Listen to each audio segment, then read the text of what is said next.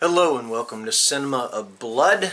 My name is John and we are halfway through the 1980s for 50 years of horror movies. Today we're going to be talking about I'm going to be talking about 5 movies from the year 1985.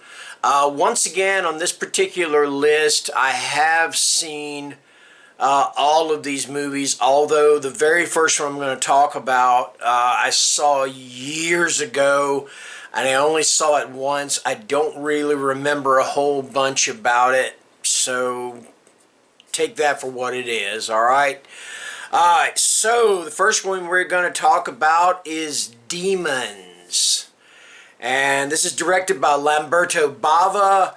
I've got a cheat sheet here. Most of the stuff I kind of have a good memory of, but I've got a cheat sheet because some of these are some Italian names, so I need to kind of know how I'm pronouncing this and stuff. Anyway, this is directed by Lamberto Bava. The screenplay is by Dario Argento and also by Lamberto Bava. It is from a story by Dardano Sacchetti. All right. The movie stars Urbano Barberini, Natasha Hovey, and Carl Zinni.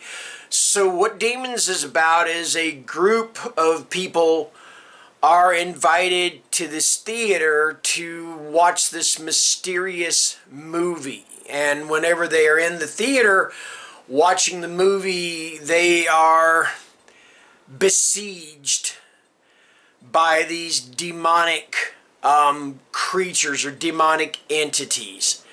That is pretty much the premise or the plot of Demons. Like I said, I only saw this movie once years ago.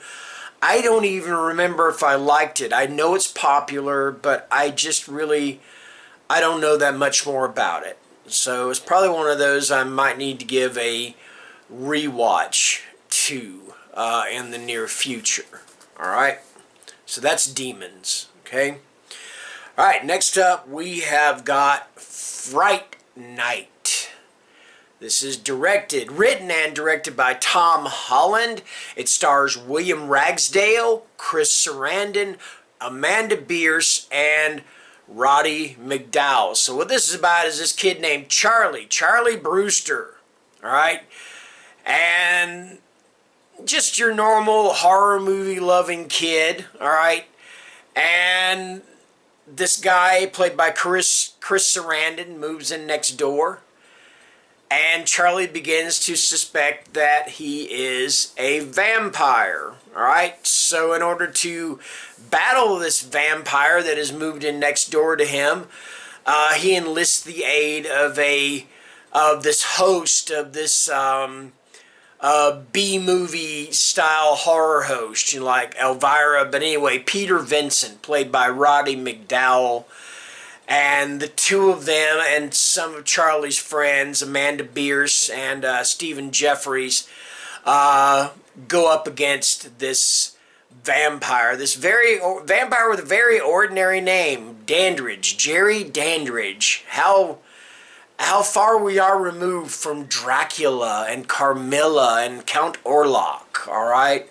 Anyway, though, I love this movie. It is a hell of a lot of fun. Alright, if you've never seen Fright Night, then by all means, check out Fright Night. I think you would enjoy it. Now, I haven't seen the remake. I may need to watch the remake. I like doing that.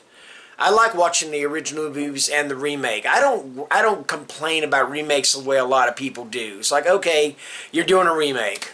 If I like it, I like it. If I don't, I don't. Big deal. So there you go. Alright, next up we have got Reanimator. And this is probably the goriest movie on this list, okay? So, this is directed by Stuart Gordon, Screenplay is by Dennis Paoli and William Norris, and it is based on the short story Herbert West, Reanimator, by H.P. Lovecraft, alright? Stars Jeffrey Combs, Bruce Abbott, and Barbara Crampton. So, what is Reanimator about? It is about Herbert West. Herbert West is a scientist, doctor. He's a doctor or scientist or whatever, and he is experimenting with this serum that reanimates the dead. All right. The only thing about it is, though, is you got to use this serum pretty much right when the individual dies, because if you don't, they come back as kind of these rampaging, raging, zombie-like beings. All right. There's some the gore in this movie is pretty intense. There's some great comedy in this movie, great horror comedy, dark comedy, or whatever in this movie.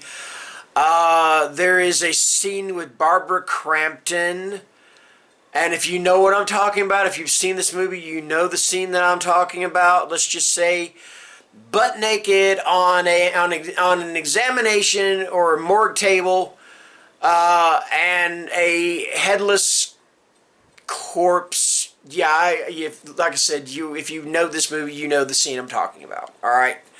I can't tell you the number of times I've watched this movie. I love this movie. I could probably watch it over and over, and I do not get tired of it because it is just a fun movie. Okay. All right. All right, let's move on to number 4, The Return of the Living Dead. Okay. This is another one's a lot of fun, but you know what? I haven't watched this one as much as I have Reanimator, and I actually haven't watched the first movie as much as I've watched Return of the Living Dead 3, which goes a little further away from the horror comedy, gets a little more intense with the horror than the first movie did, all right? This is directed by Dan O'Bannon. The story is by John Russo, Rudy Ricci, and Russell Striner, and the screenplay is by Dan O'Bannon. It stars Clu, I always get this guy's name mixed up, Clu Gulager, he just passed away a couple of days ago.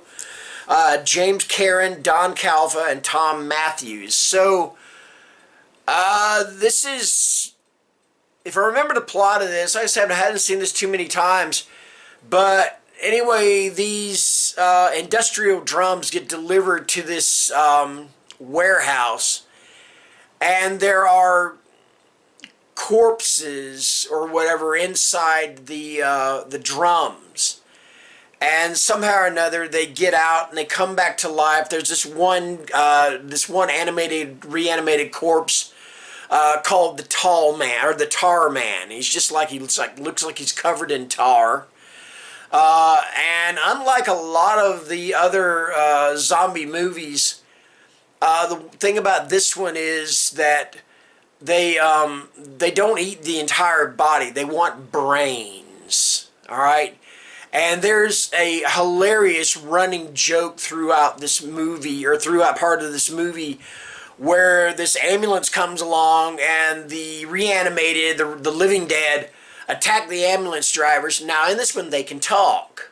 So one of them gets on the radio, the CB radio, calls dispatch, send more paramedics. And they keep doing this, and the zombies, the reanimated, the living dead, keep attacking them, send more paramedics. And it's really hilarious, all right?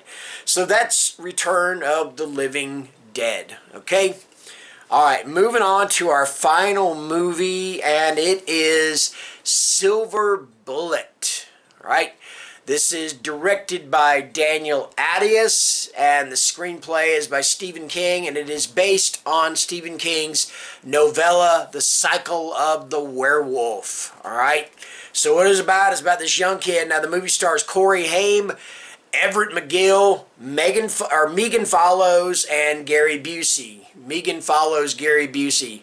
Yeah, somebody, after what I read today, somebody needs to follow Gary Busey around to keep the son of a bitch out of trouble. I mean, good God, every time. It's like, what is that? What has he gotten into now? All right, anyway. Corey Haim plays this kid, and he's in a wheelchair. Gary Busey is his uncle. Megan Follows is his sister.